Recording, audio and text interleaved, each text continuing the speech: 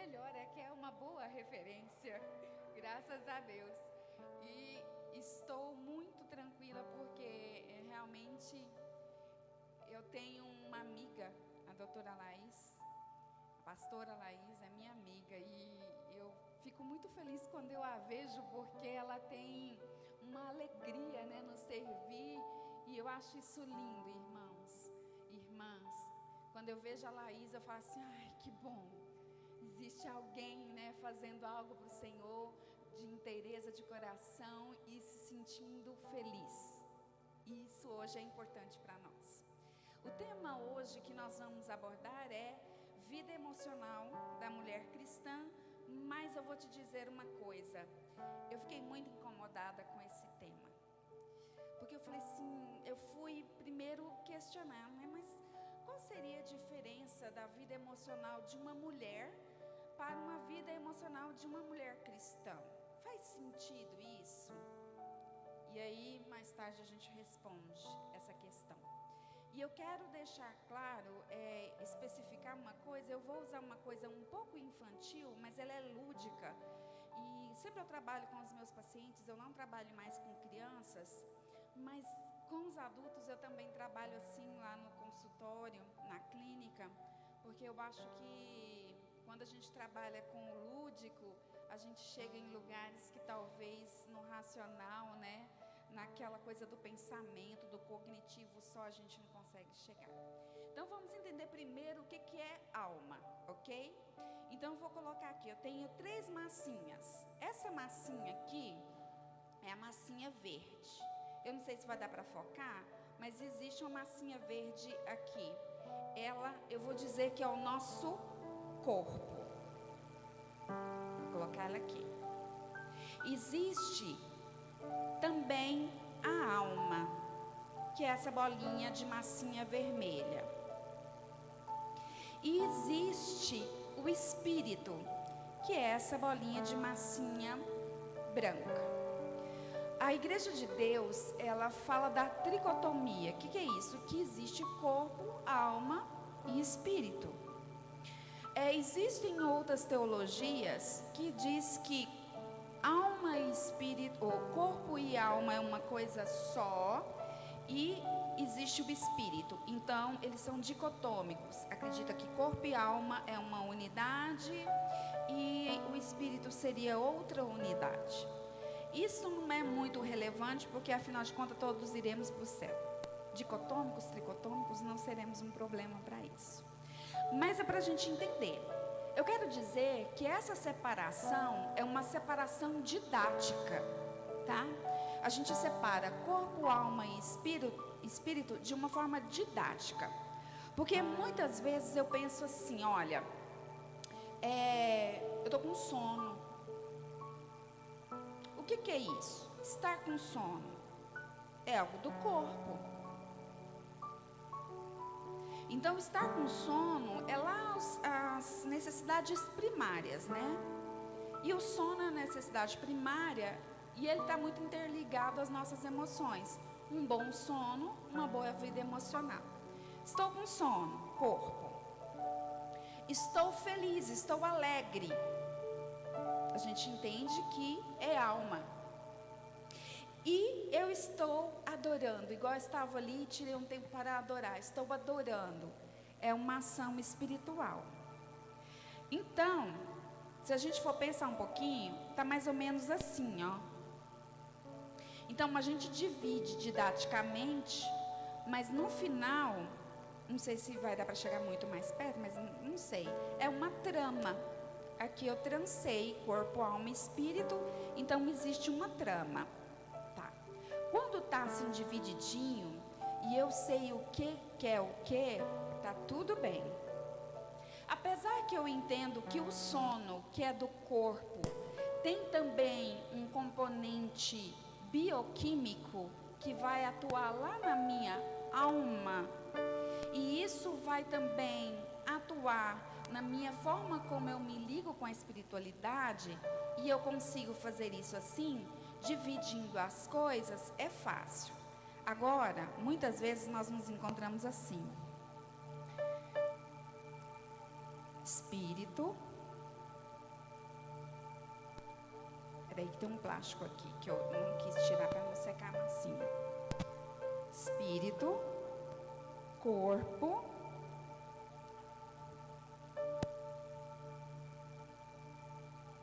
e alma. Normalmente é assim, ó. Espírito, corpo e alma. A gente forma uma unidade.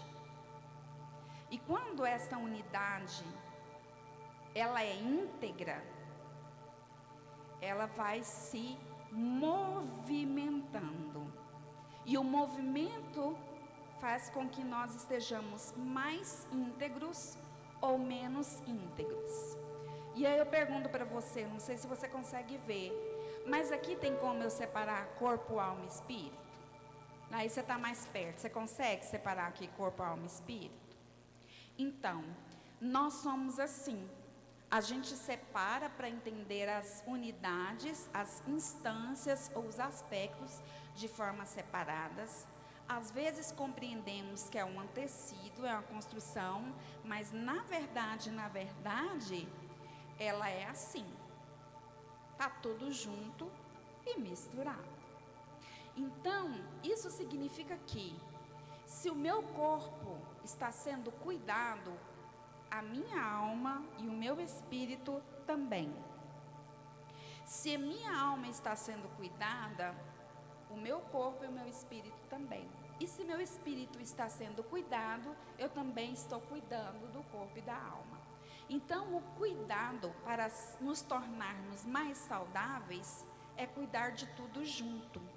Porque quando você fala assim, não, eu só vou falar agora da alma, só tirar isso aqui, hora que eu tiro aqui, tá ok. Mas a gente não vai poder esquecer que ele tá assim, tá?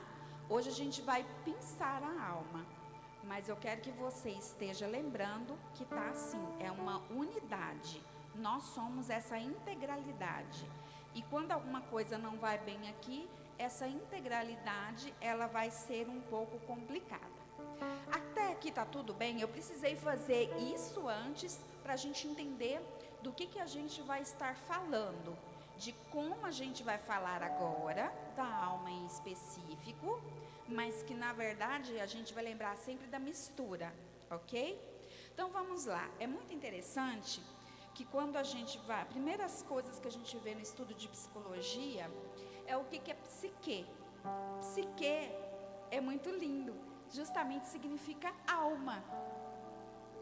Então, quando eu estudo psicologia, é o psi, né? Aquele símbolo da psicologia, que é, todo mundo fala que é o tridentezinho, não é um tridente.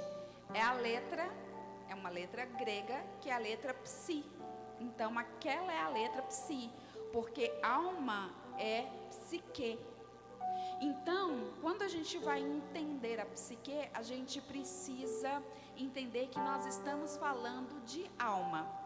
Lá na ciência, muitos cientistas não gostam muito de falar, eu estudo a alma. Mas neste contexto aqui, no contexto de igreja, não há problema de nós falarmos isso, que nós estudamos a alma, porque até a tradução é assim. Então vamos lá. Etimologicamente, a estrutura da palavra alma, ela vem trazendo diversas traduções, mas eu gosto uma que é a tradução para o alemão, que vai dar lá na palavra Blasen, que significa sopro. Quando a gente olha para a criação do homem lá em Gênesis, que Deus nos pega, né, aqui, e nos faz um ser, né, uma construção de um homem. Depois ele faz o que para tornar este biológico vivo? Ele sopra. Então, psique significa hálito para onde começa a vida. Hálito para se iniciar a vida. Então, psique, ele é esta coisa que nós chamamos de vida. Há uma discussão muito interessante, principalmente nas ciências da religião, e agora na discussão do aborto, que é assim, onde que começa a vida? Essa é uma discussão fantástica. Porque se a gente entende que a vida começa na fecundação, a gente tem uma forma de entender a vida e outros valores.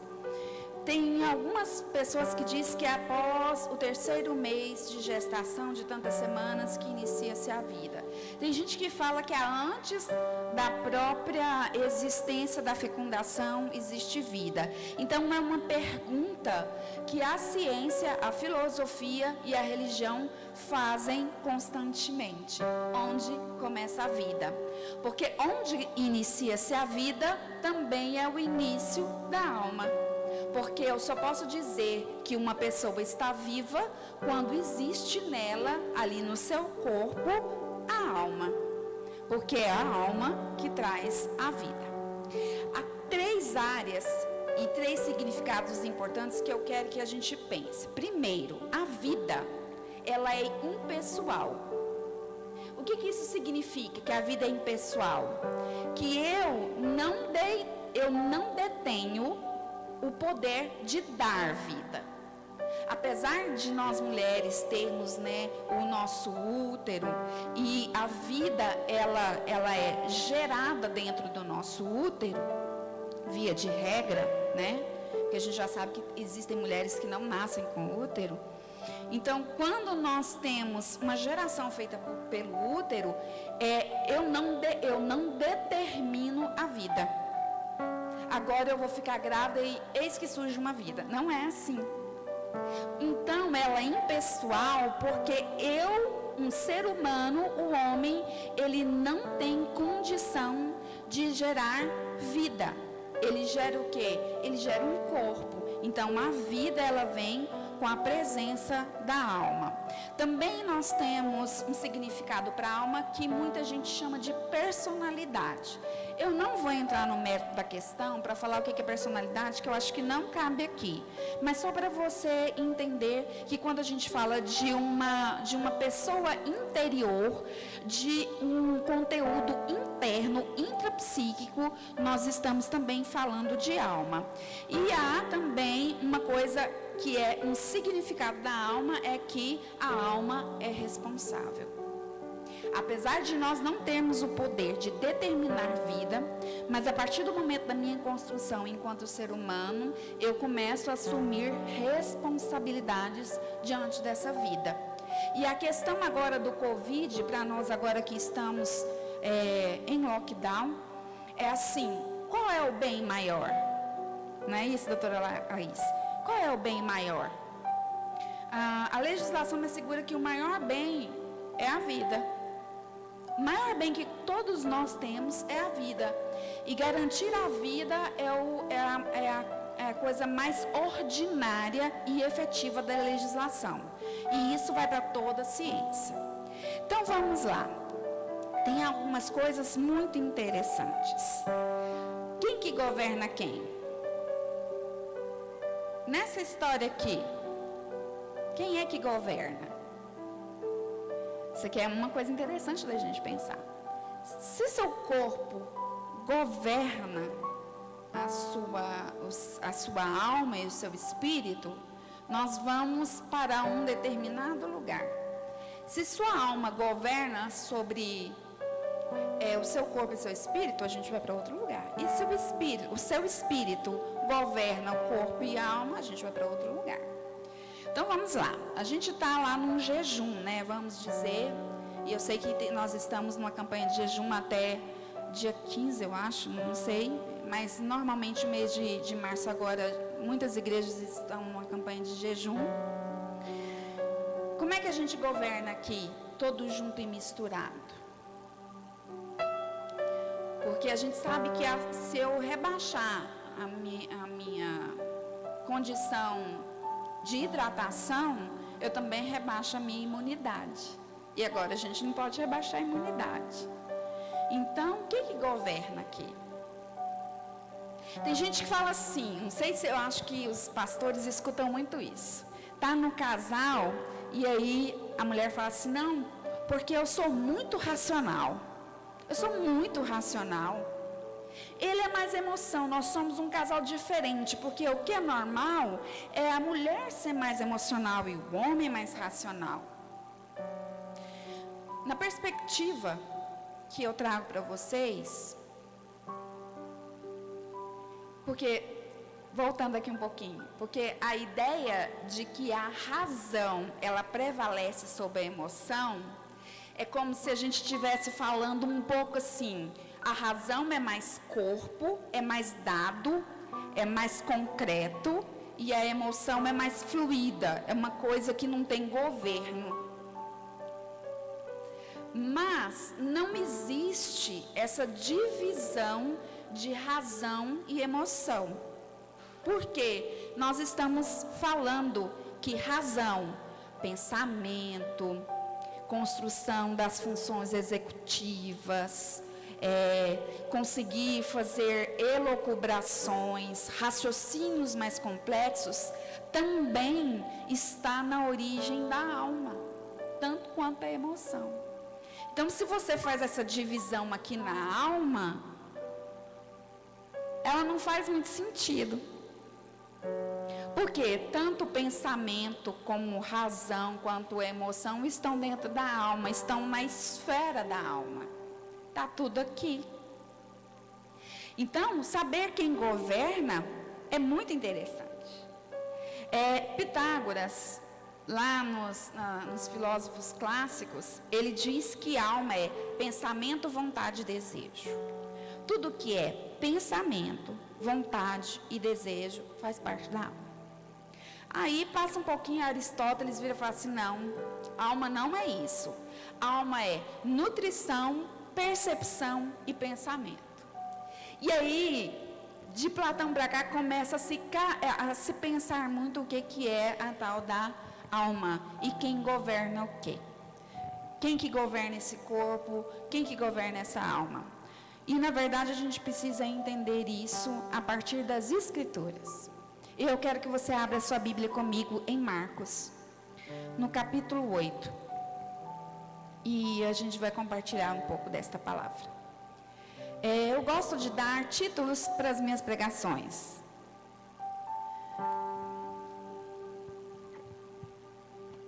Eu acho que o título é a parte comédia da minha palavra.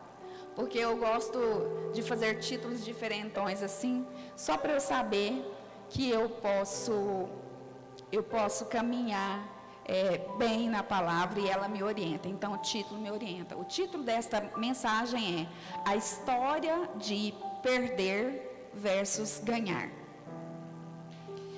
E nós, na nossa vida emocional, a gente fica titubeando entre ganhar e perder o tempo inteiro. A gente fala muito que isso é de negociação, mas a negociação é da vida. Quando você vai ter que tomar uma decisão, é isso que você faz, você coloca na balança o que você está ganhando e o que você está perdendo. E você coloca um valor naquilo que você perde e naquilo que você ganha. Marcos, no capítulo 8, ele trata de coisas tão importantes. E é um momento muito especial para Jesus. O livro de Marcos, não sei se vocês já perceberam, ele é um livro de muita ação. É Jesus trabalhando o tempo inteiro, parece que Jesus é um tantiquinho estressado, ansioso, e parece que ele tem pouco tempo e ele tem muita coisa para fazer. Eu não sei se parece um pouco a sua vida, mas os relatos de Marcos nos apresentam um Jesus de obra, de ação, um Jesus que faz muita coisa. E ele começa o capítulo 8, se a gente começa lá no capítulo 8, ele começa a segunda multiplicação de pães e peixes. Essa segunda multiplicação não é aquela do menino que traz os peixes, não. Essa é uma outra multiplicação e estava a multidão e Jesus tem uma preocupação, e a preocupação é como é que o povo vai embora e eu não os nutri e não tem condição para a viagem. E ele pergunta agora para os discípulos. E ele faz a pergunta. Então, ele sai da figura da criança, do que a multidão tinha e chama os discípulos e faz a pergunta para os discípulos. E ele pergunta assim, verso 5, quantos pães vocês têm? Já era tempo dos discípulos terem pães, porque eles sabiam que eles estavam andando, eles sabiam que eles tinham uma jornada. Então, assim, tenha pães. E Jesus pergunta aos discípulos, quantos pães vocês têm? E eles respondem, 7. Uau! E aí já vem tudo que a gente começa. 7 pães, alguns peixinhos, 4.000 pessoas, sobraram 7 cestos de comida. Segunda multiplicação. Mas tem um negócio aqui muito interessante, que eu quero que você leia comigo no verso 9. Diz assim, eram cerca de 4.000 homens. Então Jesus os despediu. Logo a seguir, tendo entrado no barco juntamente com seus discípulos, foi para a região de Dalmanuta. Desculpa, esse nome aqui é difícil. Dalmanuta. Guarda esse nome, Dalmanuta. É um lugar. Depois a gente vai andando um pouquinho, e aí os fariseus pedem um sinal para Jesus. Aquelas pessoas que conhecem as escrituras pedem um sinal. E logo em seguida, porque eles pedem um sinal, Jesus vai e fala do fermento. Porque ele estava falando justamente do fermento lá dos fariseus. E depois vem a cura do cego de Betsaida. E a cura do cego de Betsaida é muito interessante porque Jesus leva o cego para fora do arraial da cidade onde eles estavam, e aí ele cospe nos olhos do cego. Para você que tem nojinho de comer no garfo alheio, esse não seria um bom milagre para você. Ou melhor, às vezes até seria. Então Jesus vai e cospe nos olhos, e o homem não vê direito, e depois Jesus vai e toca nos olhos, e aí ele começa a enxergar. E depois tem uma confissão, eu acho essa confissão assim maravilhosa, principalmente de Pedro, né? Porque Jesus quer saber assim, quem que as pessoas dizem que eu sou? E Pedro fala, coisa mais linda, o Senhor é Cristo. Porque a gente acha que Cristo é o nome de Jesus. Desculpa, mas não é, tá? Cristo é a missão dele. É Jesus ou Cristo. Jesus, um nome comum, muito parecido, e é da ordem de Josué, né? Esse aqui é Jesus, o Cristo, o enviado de Deus. Então, o Cristo era a missão. Ele estava sendo reconhecido agora pela missão. E aí Jesus, depois disso, só assim ele vai falar que ele vai morrer. Vocês percebem que parece que não tem muita coisa concatenada, né? Mas existe um caminho. Jesus, ele traz a nutrição, o alimento necessário, o milagre, o poder. Depois ele faz uma separação de um sinal para os fariseus e de um sinal para os seus discípulos. Depois ele ainda faz um milagre, e ele entende que este milagre parece que é um processo, porque Jesus não só cospe e o homem sai, não. Jesus tem um processo de afastar da incredulidade, retirar para um lugar só deles, para ele poder cuspir, porque talvez poderia ser muito agressivo aquilo, né? Porque tem uma questão da sua secreção, estar em contato com a secreção do outro, e hoje a gente conhece muito bem disso. Então, Jesus vem, e aí no ápice, Pedro fala, tu és o Cristo, e aí ele fala, olha, tudo isso é só para eu morrer. E aí eu quero ler o texto que está no versículo 34 a seguir. Na verdade eu vou ler o 35. Pois quem quiser salvar a sua vida, a perderá. E quem quer perder a vida por minha causa e por causa do evangelho, esse a salvará. De que adianta uma pessoa ganhar o mundo inteiro e perder a sua alma? Eu vou parar aqui. Quando aqui o substantivo é vida, lá nos escritos mais antigos, que a gente não pode falar nada de original, é psique. E quando ele fala vida, é psique. Quando ele fala alma, também é psique. Mas você percebe que há uma distinção, que lá no grego não é tão específico, mas aqui para nós, na tradução, só faria sentido nessa tradução. Alma e vida. Vida e alma, é essa construção, onde que eu perco, onde que eu ganho, o que que eu quero segurar e o que eu quero ceder, aonde é que eu estou no perde e no ganha. E aí eu quero caminhar com vocês, porque eu quero te dizer que quando Jesus começa a falar sobre perder e morrer, ele fala para primeiro a multidão e os discípulos. Ele chama a multidão e ele convoca os discípulos. Então, é para todos. Não é algo muito específico. É algo universal. É para todos. Então, ele coloca, se, lá no versículo 34. Se alguém quer vir após mim. Esse se é uma condição, porque você pode não querer ir após Jesus. Quando você não quer ir após Jesus, ganhar e perder para você não faz o mínimo sentido, porque isso não é valor para você. Mas quando nós estamos seguindo a Jesus, esta é uma condição. Se alguém quer vir após mim. Irmãos, eu não sei se você sente algo que te toca nesta palavra.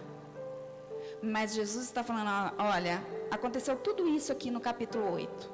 Eu fechei o capítulo 8 de Marcos. Eu parafraseando, lógico. Mas vamos aqui. Eu tenho muito esse negócio lá em casa. Vem cá. Se tudo isso que vocês estão vivenciando comigo até aqui, porque eu vou morrer e eu vou ressuscitar.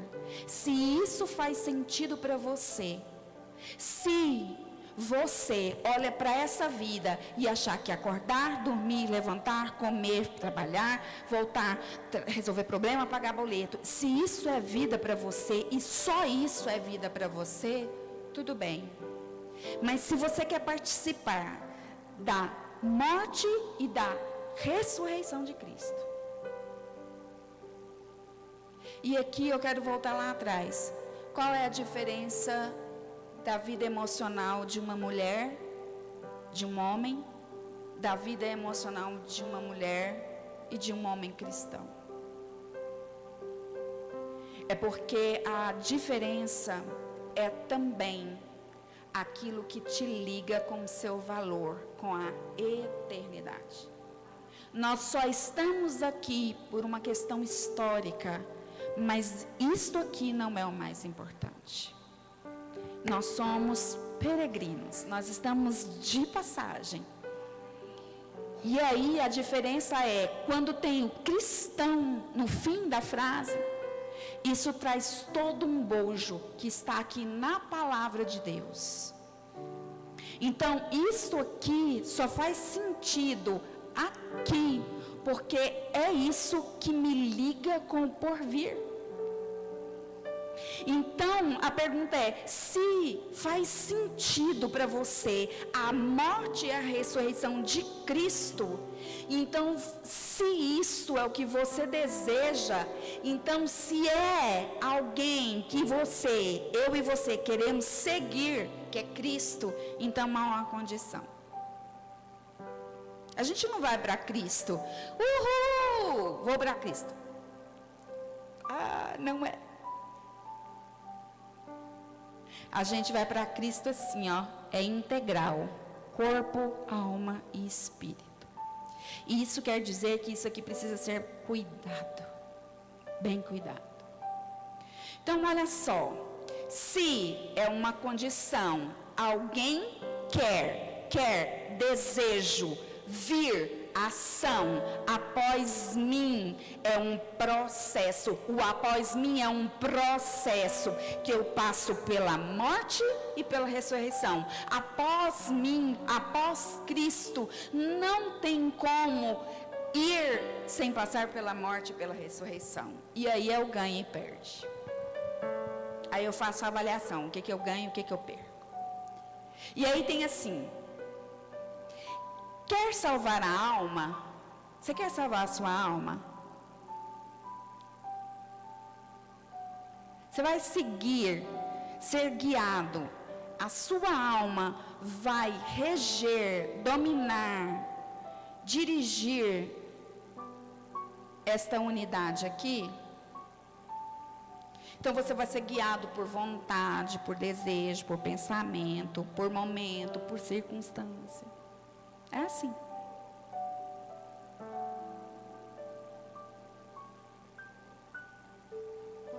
Muitas vezes nós estamos com muita dor e sofrimento. Nós estamos em uma época muito difícil.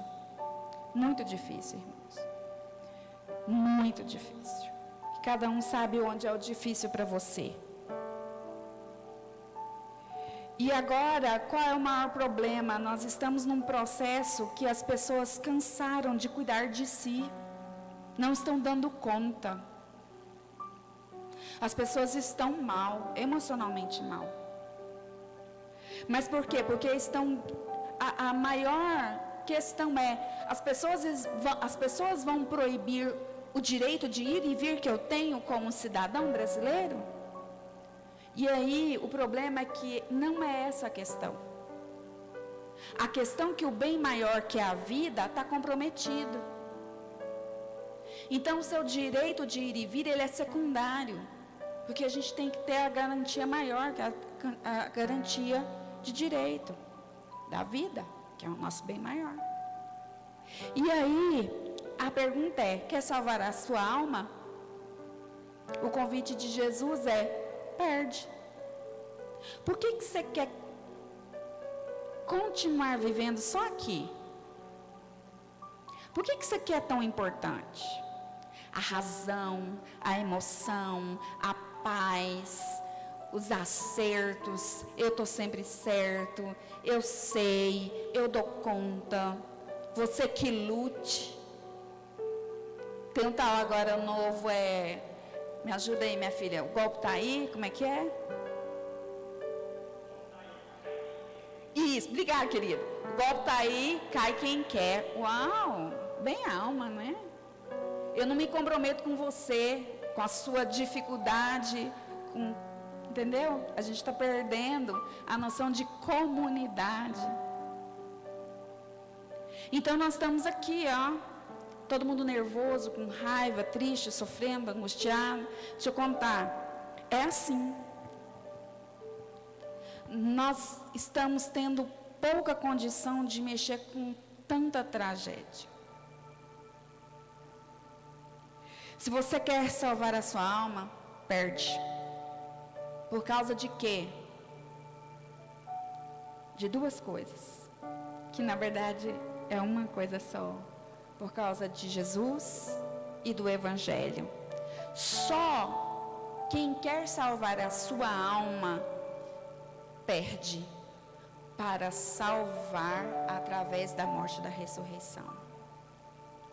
E aí, lembra que eu pedi para vocês guardarem o nome da cidade? É difícil, né? Dalmanuta, lá no versículo 10.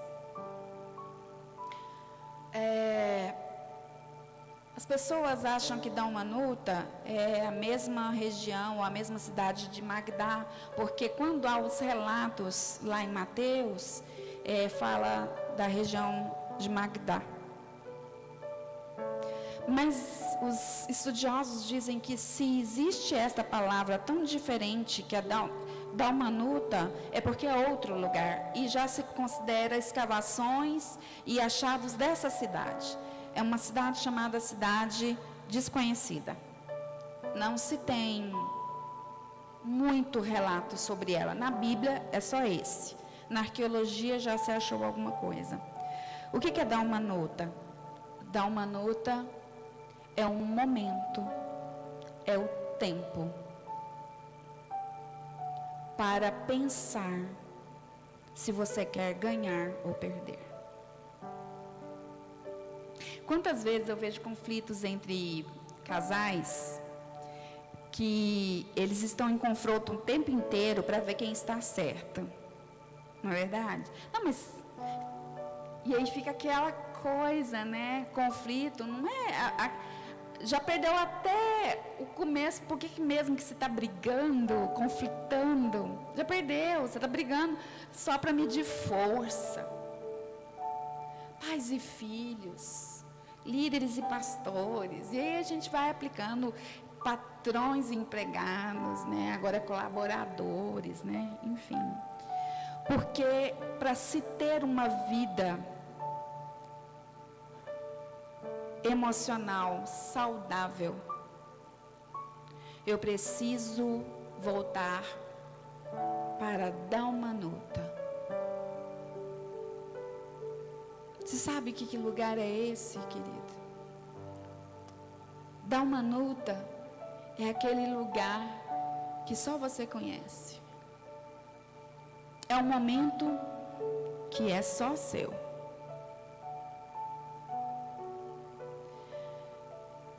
No momento do parto,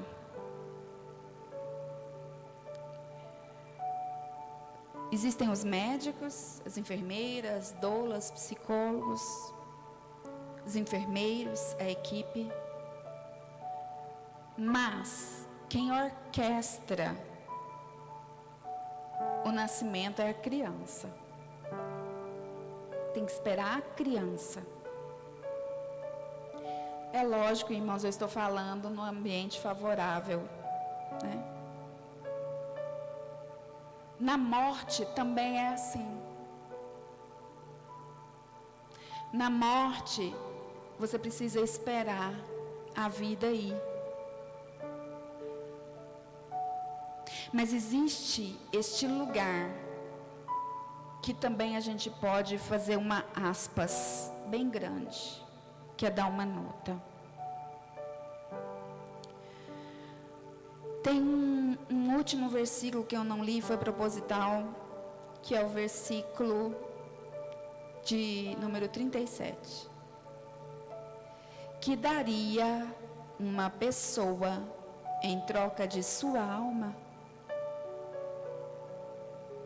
A alma não pode ser tratada como uma instância inferior, irmãos. Se Deus nos deu alma, quando Ele sopra em nós, né, o ruach, o sopro, é porque isso é importante.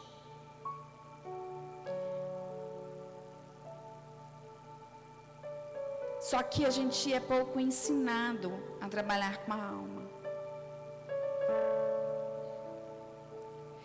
E ir para Dalmanuta é ir para um lugar onde não faz diferença mais se eu estou ganhando ou perdendo.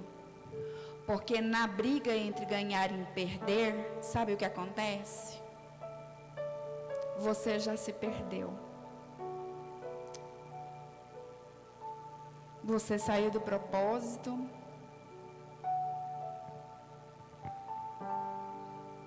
Talvez o Espírito Santo já não seja o seu companheiro de caminho.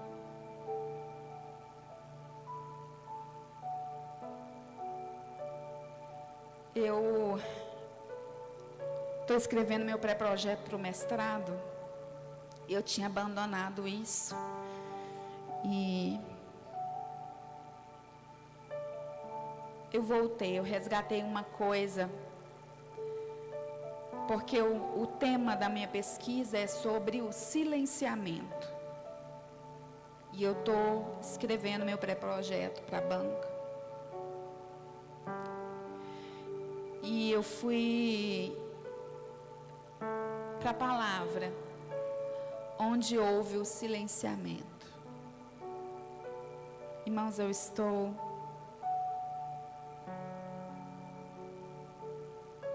comendo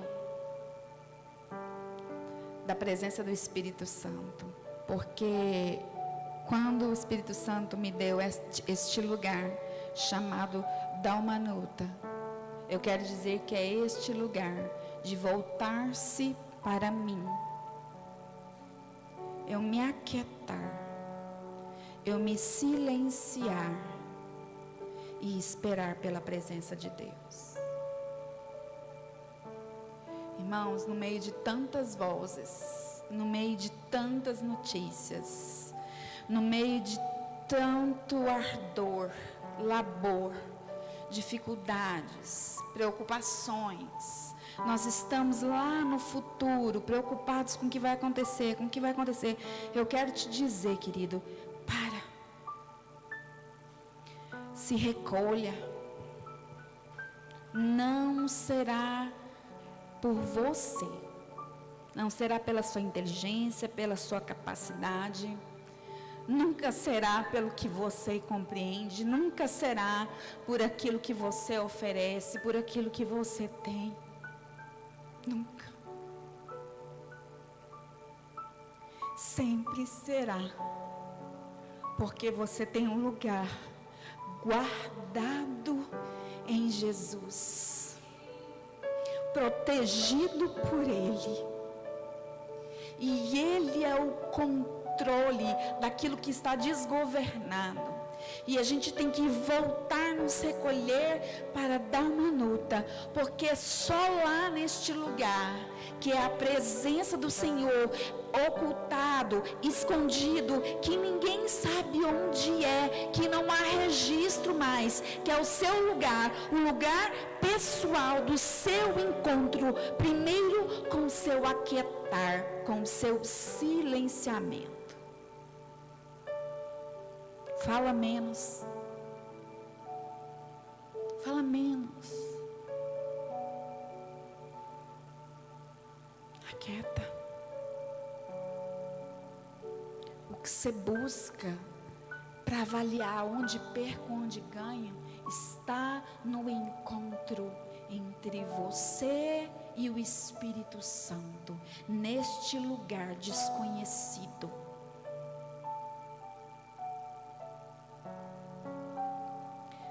Quando Deus se encontrava com Adão, Adão já esperava por Deus.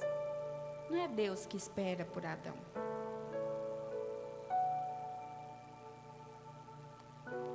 Quando Deus chega e não encontra Adão, é óbvio, eu nem vou falar da onipotência, onipresença, onisciência de Deus, dos atributos dele, ele sabia o que estava acontecendo, mas é Adão que volta para o lugar. Eu faço muito exercício de me silenciar, irmãos. Eu descobri que eu não preciso falar tudo. Quando está muito tormento fora, eu vou para um lugar. Eu me silencio. Eu vou me silenciando.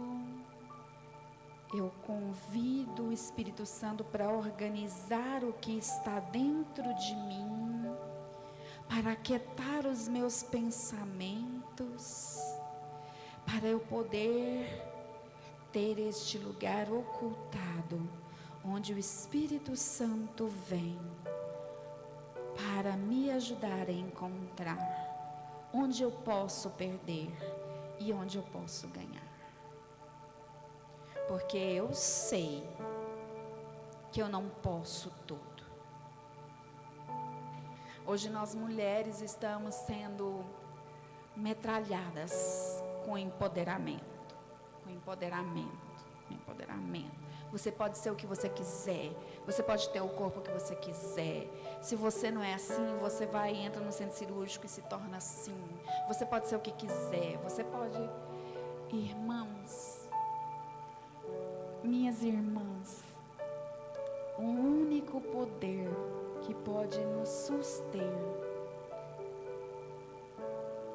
é o poder do Espírito de Deus, para sermos testemunhas. Atos 1:8. Você tem um lugar, e eu quero orar com você, para você encontrar Dalmanuta no seu dia a dia. Então, eu te peço, olha, calma, aquieta minha alma e faz meu coração ouvir tua voz. Me chama para perto, só assim eu não me sentirei só. Senhor, diante desta palavra de Salmos, eu quero colocar a tua igreja aqui junto comigo, em Dalmanuta. Noticiários, jornais, fake news, informações, tempo de choro, tempo de angústia, tempo de morte, tempo de dor, tempo de lamento. Como nós vamos resistir? Como ser saudável diante do caos? Pai, que nós agora neste momento estejamos nos aquietando. Pai, eu quero orar pelos pensamentos dos teus filhos. Muitas vezes os pensamentos vêm repentinamente e nos roubam a mente. E eu quero te pedir agora, aquieta o pensamento. Dá oportunidade, Pai, daquele dia que o Senhor sopra sobre Adão, que nós possamos hoje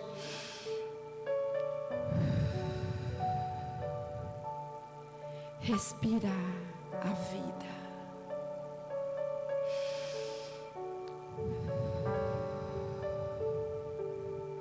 Vida.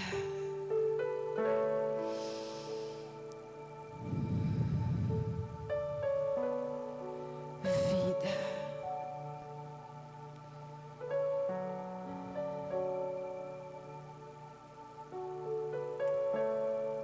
Nós recebemos o hálito de Deus para gerar vida.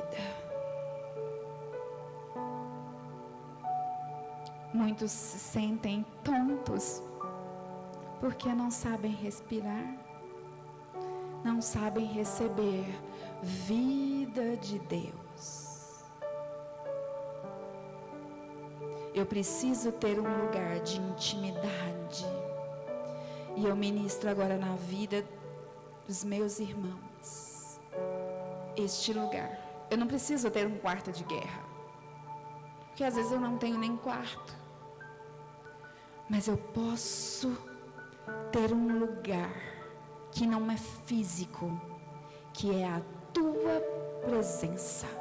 Que eu possa estar andando no ônibus, que eu possa estar no meio do trabalho, mas que eu me retiro para lá, para receber o hálito de vida e restaurar as minhas emoções, e restaurar a minha fé, e que Jesus e o Evangelho estejam restaurados a todo tempo, neste espaço, onde o Senhor reservou para este encontro.